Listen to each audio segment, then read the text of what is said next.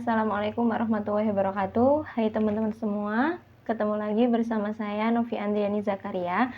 Di video kali ini kita akan sharing bersama bagaimana cara melihat atau membuat judul dengan melihat latar belakang pada sebuah skripsi. Kalau kemarin di video sebelumnya kita sharing mengenai bagaimana cara membuat judul dari melihat abstrak. Kali ini dari melihat latar belakang kita bisa membuat sebuah judul. Jadi teman-teman, ketika teman-teman melihat latar belakang itu nggak perlu melihat atau membaca secara keseluruhan mulai dari awal hingga akhir. Teman-teman itu hanya perlu membaca di bagian paragraf akhir. Jika pada paragraf akhir teman-teman belum menemukan sebuah keunikan baik yang positif atau negatif, teman-teman baca di paragraf atasnya. Jika masih belum ketemu berarti baca lagi di paragraf atasnya. Intinya, letak keunikan atau alasan pemilihan judul dan juga alasan pemilihan objek penelitian itu ada di paragraf terakhir latar belakang kayak gitu. Jadi sebelum kata-kata dari uraian di atas, maka peneliti tertarik untuk meneliti dengan judul lah. Sebelum-sebelumnya itu, teman-teman bisa menemukan sebuah keunikan baik yang positif atau negatif. Jadi di sini saya ambil contoh dari skripsi yang kemarin, skripsinya Siti Lutfia, yaitu objeknya ada di Yayasan Dana Sosial Al-Falah atau YDSF Surabaya. Jadi teman-teman di sini saya melihat langsung pada paragraf akhir. Ternyata di sini Siti Lutfia menjelaskan bahwa YDSF Surabaya memiliki 5 kantor cabang, yaitu ada di Sidoarjo, Gresik, Banyuwangi, Yogyakarta, dan juga di Lumajang. Berarti di sini kan termasuk keunikan yang positif ya teman-teman. Kemudian di sini juga dijelaskan lagi bahwa YDSF memiliki 4 kantor pusat, yaitu di Jember, Malang, dan juga Jakarta dan Surabaya. Jadi ini masih keunikan yang positif ya teman-teman. Ini bisa teman-teman catat juga karena termasuk sudah luas ya untuk YDSF ini penyebaran kantornya. Kemudian saya lihat lagi di paragraf atasnya. Sebentar ya teman-teman, karena azan kita pause dulu. Oke teman-teman, kita lanjut ke paragraf selanjutnya atau paragraf atasnya ya. Jadi di sini Siti Lutfia menjelaskan bahwa YDSF Surabaya itu mampu memperoleh dana dengan mencapai sekitar 1,9 sampai 28 miliar per tahun. Berarti ini masuk yang keunikan positif. Selanjutnya, Yayasan Dana Sosial Al-Falah mempunyai donatur rutin dan insidental. Donatur rutin diperkirakan sebanyak 90.000 orang yang terus bertambah setiap bulannya. Donatur lembaga Yayasan Dana Sosial Al-Falah meliputi berbagai potensi, kompetensi, fasilitas, kemudian otoritas dan berbagai kalangan. Paradigma prestasi YDSF menjadi lembaga pendayagunaan dana yang amanah dan profesional, sehingga lembaga ini bisa menjadi lembaga pengelola zakat, infak, dan sedekah yang terpercaya di Indonesia. Berarti dari paparan Siti Lutfia ini masih termasuk keunikan yang positif ya teman-teman. Kita masih belum menemukan keunikan yang negatif. Kemudian kita lihat lagi di paragraf yang atasnya. Ini termasuk semuanya keunikan ya teman-teman. Jadi teman-teman boleh catat di buku catatannya kalau misalkan teman-teman ambil objek penelitian YDSF. Kemudian di sini ada lagi Siti Lutfia menjelaskan bahwa YDSF mempunyai tenaga penghimpunan juru pungut atau jungut yang terbatas. Lah, ini termasuk keunikan yang negatif ya teman-teman. Donatur bisa saja mengalami ketidakpuasan atas pemberian layanan yang kurang efektif. Tetapi para donatur masih bersikap loyal untuk memberikan donasinya kepada YDSF Surabaya. Lah, ini keunikan yang positif karena juru pungutnya tadi terbatas, tetapi si donatur ini tetap loyalitas, tetap memberikan donasinya kepada YDSF. Oke teman-teman, jadi di sini YDSF Surabaya mampu memberikan citra positif dan kepercayaan terhadap donatur dengan baik.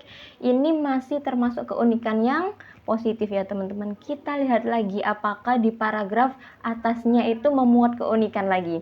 Nah, ini dijelaskan bahwa Yayasan YDSF Surabaya memiliki segi keunikan dalam kegiatan fundraising. Karena ini alasan pemilihan judulnya Siti Lutfia, karena dia mengambil judul tentang fokus penelitiannya itu fundraising.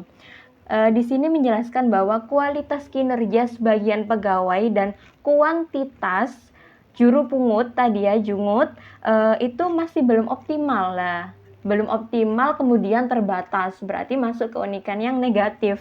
Tetapi lembaga mampu menghasilkan perolehan dana yang cukup besar. Tadi ya sudah dijelaskan di paragraf yang bawah tadi, berapa miliar tadi ya. Kemudian YDSF Surabaya mampu menggalang dana dengan jumlah yang terus meningkat setiap tahunnya. Kuantitas SDM yang tidak disertai kualitas yang baik akan menjadi kurang efisien. Yayasan Dana Sosial Al-Falah mampu membuktikan bahwa hasil fundraising telah mencapai target yang telah diinginkan lembaga. Meskipun tadi memiliki kekurangan, terbatasnya SDM, kemudian kualitasnya masih belum optimal, tetapi YDSF mampu membuktikan melalui hasil fundraisingnya, seperti itu ya teman-teman. Jadi keunikan-keunikan ini teman-teman catat semua, baik keunikan yang positif atau negatif, meskipun teman-teman nanti itu nggak memakai judul tentang fundraising kayak gitu ya. Kemudian di atasnya lagi ini paragrafnya sudah tidak ada tentang keunikan, jadi langsung membahas tentang bagaimana konsep penghimpunan dan lain sebagainya. Jadi seperti itu teman-teman, itu cara melihat keunikan dari latar belakang.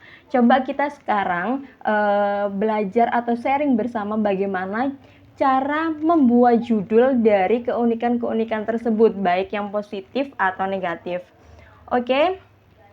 Karena tadi ada keunikan negatif, yaitu terbatasnya kualitas SDM, jumlah SDM dan kualitas ya, berarti kuantitas dan kualitasnya yang belum optimal.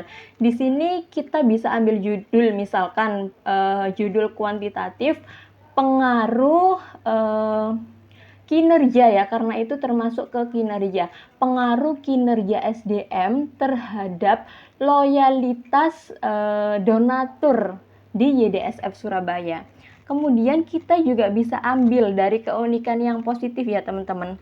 Tadi keunikan positifnya salah satunya yaitu bahwa YDSF mampu memperoleh dana mencapai miliaran per tahun, kemudian donaturnya setiap tahun bertambah.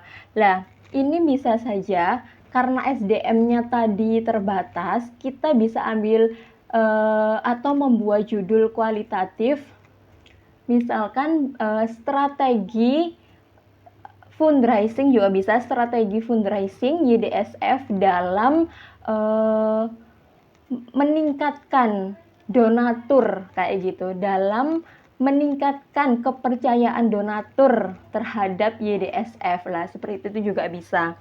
Kemudian tadi ada lagi bahwa YDSF mampu memberikan citra positif dan kepercayaan terhadap donatur dengan baik. Ini bisa kita ambil metode kuantitatif, yaitu pengaruh citra positif atau citra merek gitu ya, dan juga kepercayaan terhadap loyalitas donatur di YDSF Surabaya. Jadi sebenarnya dari keunikan-keunikan, jika kita jeli atau teliti, bisa saja langsung kita buat sebuah judul ya teman-teman. Tapi jangan hanya satu skripsi, karena belum tentu masih relate atau masih relevan dengan keadaan yang saat ini. Jadi teman-teman selain mencari banyak skripsi juga dilihat tahun skripsinya itu kapan. Kalau sekarang kan tahun 2021. Kemudian ini skripsinya Siti Lutfia tahun 2019.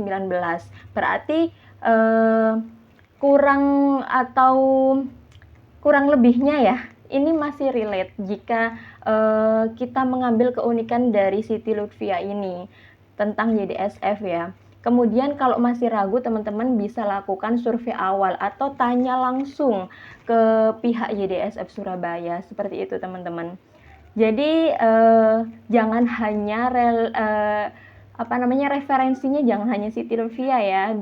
Cari skripsi yang membahas tentang objek YDSF sebanyak-banyaknya, kemudian teman-teman tulis keunikan baik yang positif maupun negatif.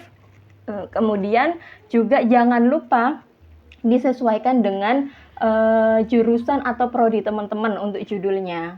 Seperti itu ya teman-teman. Oke, mungkin sekian video kita pada kali ini, sharing kita pada kali ini. Kita ketemu lagi di next video berikutnya dengan pembahasan bagaimana cara membuat judul dengan melihat identifikasi masalah. Oke teman-teman, sekian dari saya, kurang lebihnya mohon maaf. Jangan lupa subscribe channel ini untuk mendukung agar channel ini tetap berkembang dan terus berkembang, agar kita bisa sharing bersama terus dengan berbagai macam pembahasan tentang skripsi dan lain sebagainya. Jangan lupa like, komen, dan share ya teman-teman. Cukup sekian dari saya. Assalamualaikum warahmatullahi wabarakatuh. See you next time.